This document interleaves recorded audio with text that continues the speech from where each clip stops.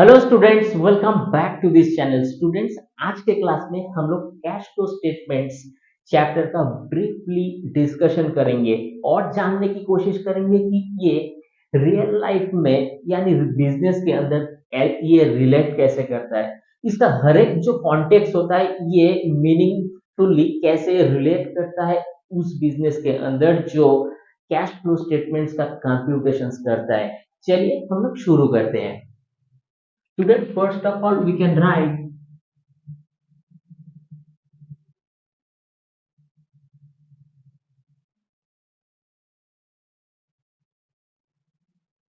Cash flow statements. ठीक है,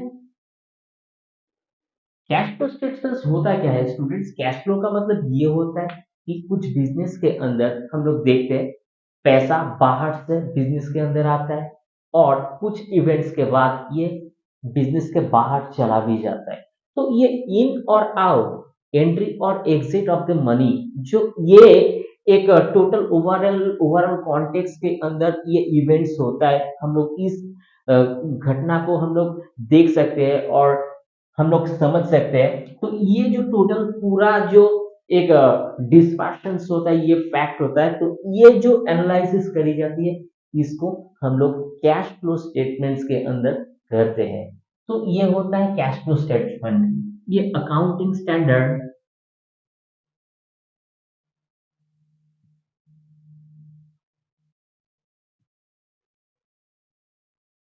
3 के अंदर हमें देखने को मिलता है।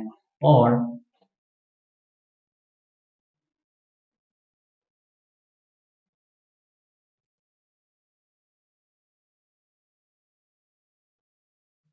रिवर्स जो मार्च के अंदर 1999 के अंदर हमारे पास जो प्रोविजंस आया था, जो हमें डायरेक्शंस दी गई थी, उसके अकॉर्डिंग इस कॉन्टेक्स्ट को हम लोग, इस सिस्टम्स को हम लोग इस टोटल कैलकुलेशंस के अंदर और सिस्टम्स के अंदर फॉलो करते हैं। चलिए देखते हैं। तो फर्स्ट ऑफ ऑल हम लोग यहाँ पे लिखेंगे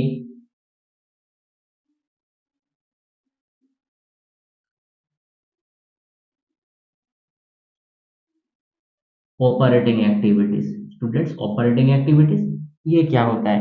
ऑपरेटिंग एक्टिविटीज का मतलब ये होता है कि बिजनेस के अंदर जो ऑपरेशंस होता है, जो बेची जाती है कुछ सामान, कुछ खरीदी जा सकती है, कुछ कमीशंस होता है, कुछ डिफरेंट डिफरेंट थिंग जो बिजनेस के रिगार्डिंग जो हमें करना पड़ता है। ठीक है, तो उस समय क्या होता है, हमें पैसा देना भी पड़ता है, किसी से पैसा लेना भी पड़ता है। चलिए, तो इसमें हम लोग देखते हैं बिजनेस ऑपरेशन।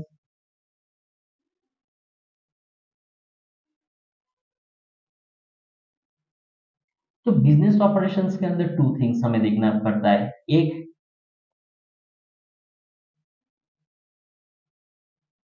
कैश इनफ्लो,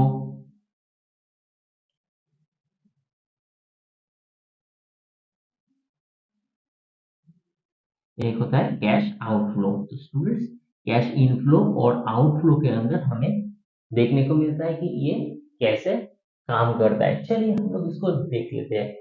इससे पहले हम लोग क्या करेंगे, एक भाई साहब का हेल्प ले लेंगे जहां से हमको आगे चीजों को समझने के रिगार्डिंग कोई डिफिकल्टीज नहीं आएगा। ठीक है,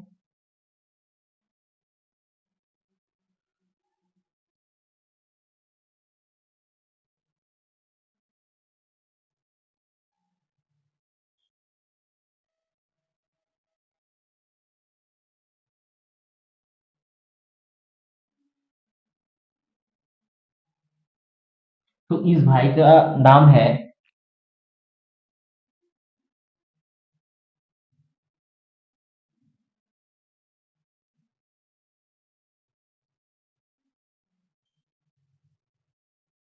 छोटू मोटू समोसा।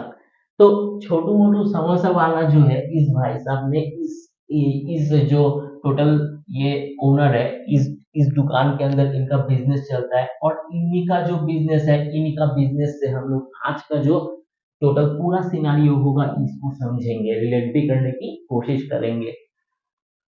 फॉर एग्जाम्पल, ये छोटू भाई साहब के यहाँ पे सेल्स होता है। तो सेल्स होने के बाद इनके पास कैश इनफ्लो होगा, माने सेल्स अगर ये अपना दुकान के अंदर जलेबी, कचौड़ी, सब्जी, समोसा ये बेचता है, बेचने के बाद क्या आता है? पैसा आता है, यानी सेल्स। Nextly royalty receive.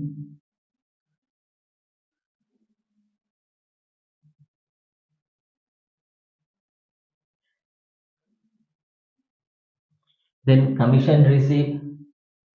ठीक है, तो यानी हमारे पास अगर सेल्स होगा, ठीक है, सेल्स होने के बाद क्या होगा? सेल्स होने के बाद यहाँ पे हमारे पास पैसा आएगा। इसका विपरीत क्या होगा? इसका ऑपोजिट में जस्ट परचेज, परचेज गुड्स। यानी कि जलेबी बनाने के लिए क्या चाहिए? मैदा, घी, चीनी, एक्सेट्रा। तो ये सब बाहर के मार्केट से इनको खरीदना पड़ता है, और खरीदने के बाद ये प्रस्तुत करता है, तो उसके बाद जाके सेल हो पाता है। तो यहाँ पे जब परचेस होगा तो कैश आउटफ्लो हो जाएगा। Next royalty receive. रॉयल्टी मतलब किसी और एक प्रॉपर्टी का, मान लीजिए ये छोटू मोटू भाई साहब ने खरीद रखी है, तो किसी और को इन्होंने यूज करने के लिए दिया है एक कॉन्ट्रैक्ट के बेसिस में, तो कॉन्ट्रैक्ट के नियम अनुसार इनके पास क्या आता है? रॉयल्टी रिसीव आता है। तो ऐसे में इनके विपरीत इनको भी तो टैक्स देना पड़ता है। रेंट, सैलरी,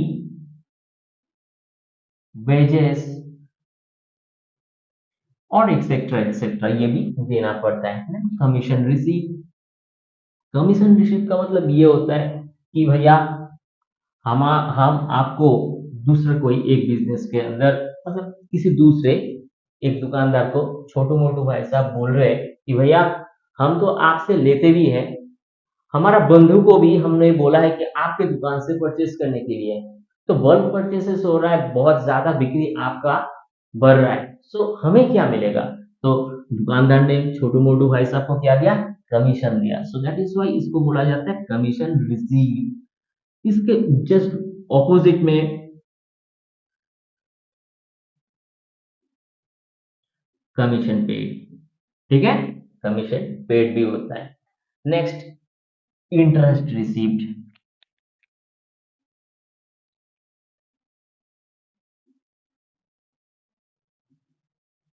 ठीक है, तो इंटरेस्ट रिसिप्ट के अंदर क्या होता है कि हम हम किसी बिजनेस के ऊपर हम किसी को पैसा उनको देना था, लेकिन उन्होंने क्या करी, ये समय पे इन भाई साहब को पैसा नहीं दिया। मान लो किसी कोई एक्स वाई जेड बोल के कोई है, जो अपना जो रिश्तेदार है उनका शादी के अंदर 500 पीस जलेबी का ऑर्डर करी थी और 500 पीस समोसा का ऑर्डर किया था। तो उन्होंने कमिटमेंट ये करी थी कि भैया हम आपको 1 महीने के अंदर अंदर वो पैसा लौटा देंगे, लेकिन वो अपना पैसा को 1 महीने के नहीं बाद नहीं, 6 महीने के बाद इनको रिफंड किया। ठीक है, तो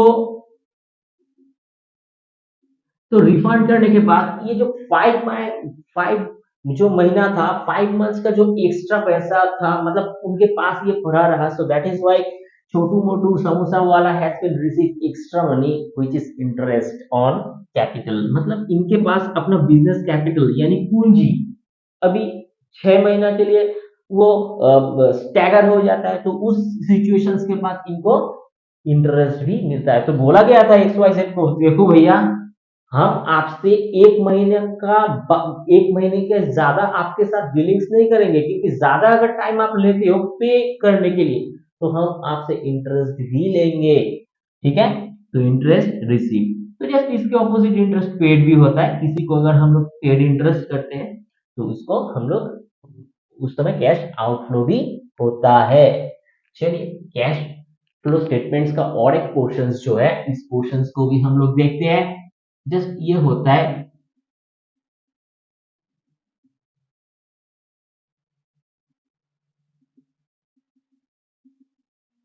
investing activities. Students, investing activities के अंदर क्या होता है? हम अपना बिजनेस से कुछ कमाएंगे, कमाएंगे तो उसके बाद पूरा तो खर्च नहीं करेंगे, कुछ पैसों का हम लोग गोल्ड खरीदेंगे, कुछ फिक्स्ड एसेट्स।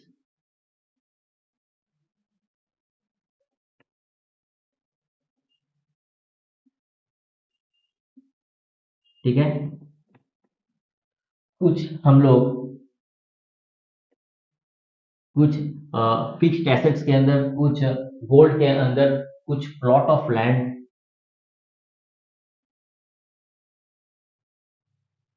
के अंदर हम लोग इन्वेस्ट करेंगे। इससे क्या होगा कि हमारा बिजनेस के अंदर एक पैसा होगा जो फिक्स्ड एसेट्स के तौर पे यहाँ पे होगा हमारे पास।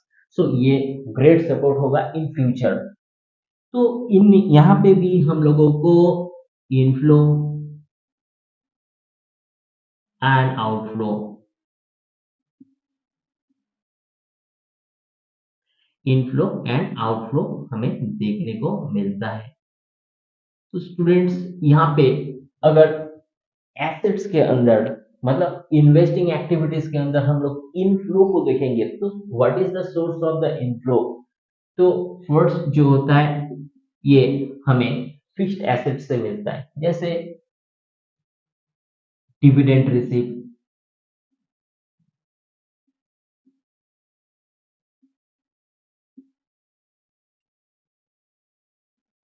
इंटरेस्ट रिसीव,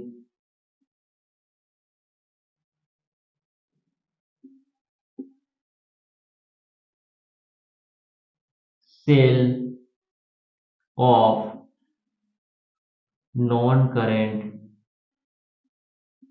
एसेट,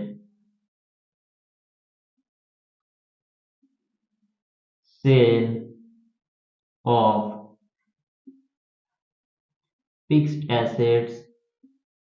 तो इसके अंदर हमें क्या मिलेगा, कैश का इनफ्लो मिलेगा, जैसे डिविडेंड रिसीव। हम अगर किसी के अंदर किसी बिजनेस के अंदर मान लीजिए और एक यहाँ पे और एक बिजनेस है, ठीक है, ये बिजनेस हमें देखने को मिलता है, ये दूसरे एक कैटेगराइज्ड बिजनेस है जहाँ पे छोटू मोटू समोसा वाला अपना एक्स्ट्रा पैसा को, एक्स्ट्रा जो पैसा बिजनेस से जो एक्स्ट्रा सरप्लस आता है जिसका फिलहाल उनको कोई जरूरत नहीं है, तो इस बिजनेस के अंदर ये वो इन्वेस्ट करता है। तो इन्वेस्ट करने से क्या होता है, जो मंथली और क्वार्टरली और ईयरली जो भी हो उस बिजनेस से कुछ कमाई होता है, कुछ अर्न्स होता है, तो वो डिविडेंड के तौर पे मिलता है। सो इनफ्लो के अंदर डिविडेंड रिसीव होता है। ठीक, इसका ऑपोजिट भी होता है, पेड डिविडेंड, डिविडेंड पेड भी करी जाती है। So interest paid, then sale of non current asset, a purchase of non assets, non current assets, sale of fixed assets. अब फिक्स्ड एसेट्स को हम लोग बेच देंगे, उस प्लॉट ऑफ लैंड जो एनसीआर एरियाज में है, ये छोटू छोटू मोटू का वो खरीदता था कभी, लेकिन उस प्लॉट ऑफ लैंड का कुछ जरूरत नहीं है। तो sale of plot fixed assets को बेचने के बाद उनको कुछ पैसा मिल जाता है, तो उसके अनुसार इनमें कैश इनफ्लो होता है। तो सेल ऑफ फिक्स्ड एसेट्स, तो इसका जस्ट ऑपोजिट में होता है परचेज ऑफ फिक्स्ड एसेट्स। तो स्टूडेंट्स हम लोग ये समझे कि इन्वेस्टिंग एक्टिविटीज के अंदर कैसे ये वर्क करता है। चलिए फाइनली हम लोग इस पॉइंट को देखते हैं कि फिनेंसिंग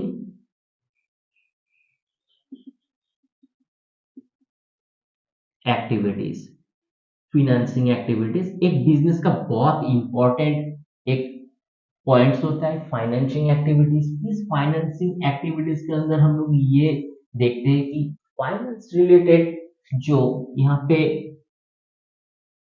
कुछ थिंग्स होता है वो कैसे वर्क करता है। जैसे कि हम लोग देख सकते हैं कि share capital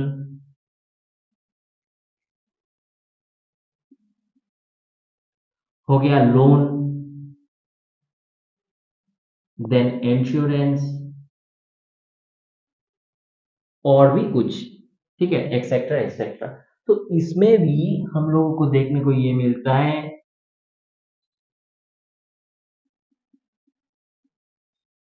cash inflow,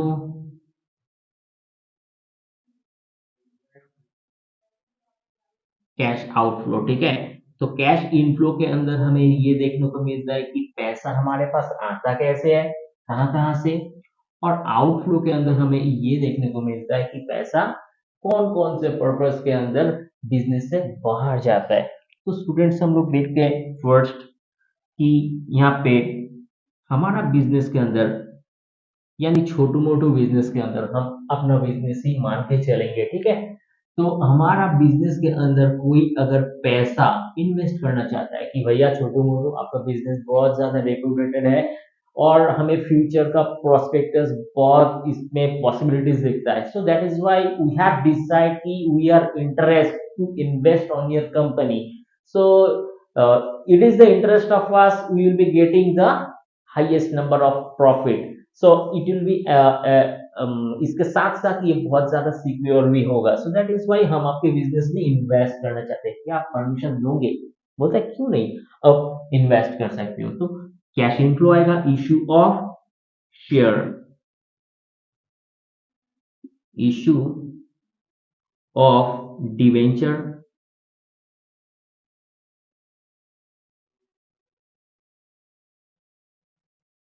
commission received, discount receive,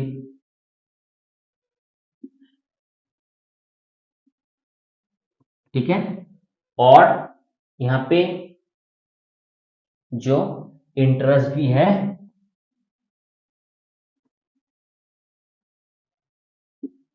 interest on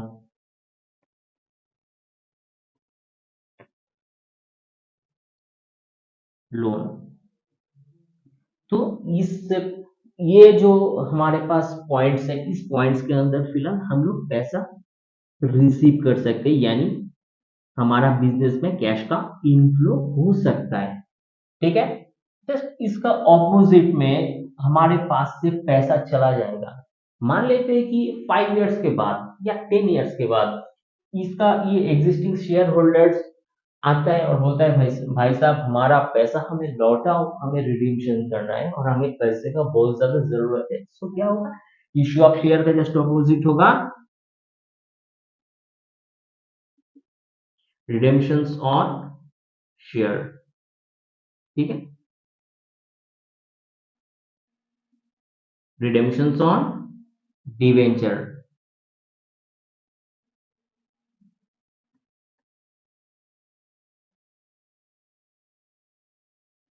ठीक है।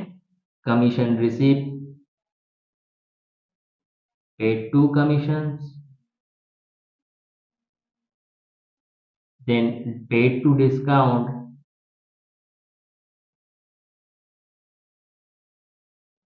पेड टू डिस्काउंट का मतलब ये होता है कि कोई एग्जिस्टिंग कस्टमर दुकान में आता है और बोलता है, भैया हम आपसे 5 साल से समोसे कचौड़ी सब्जी जलेबी खरीद रहे हैं, ठीक है। इस साल हमारा भैया का मैरिज है, तो उस समय आपको 500 जलेबी और 500 समोसे देना है। तो आपका जलेबी और समोसा का प्राइस 20 रुपीज करके है, क्या आप 20 रुपीज करके लोगे? हम बहुत ही ज्यादा आपसे परचेज कर रहे हैं, तो हमें कुछ मिल सकता है क्या? तो उन्होंने कहा क्यों नहीं मिलेगा, आपको एक जो प्राइस था वो 20 रुपीज के अंदर देना पड़ता था, लेकिन आप जब यहाँ पे खरीदोगे तो 16 के हिसाब से खरीदोगे, यानी आपको पूरा ₹4 का एक डिस्काउंट यहाँ से मिलेगा। सो टोटल आपको डिस्काउंट ₹4 मिलता है। सो यहाँ पे डिस्काउंट पेड, जब आप अलाउ करते हैं, पेड करते हैं, तो आपका कैश आउटफ्लो होता है, ठीक है। ये सब करना पड़ता है बिजनेस को बढ़ाने के लिए, चलाने के लिए, ये सब करना पड़ता है, क्योंकि एक कस्टमर को अगर हम लोग डिस्काउंट देंगे तो वो कस्टमर हमारे प्रति जो एक भावना होगा वो साइकोलॉजिकली हमारे को ही एडवांटेज देगा और बार बार हमारे दुकान पे ही आएगा, ठीक है। और interest on loan, so paid to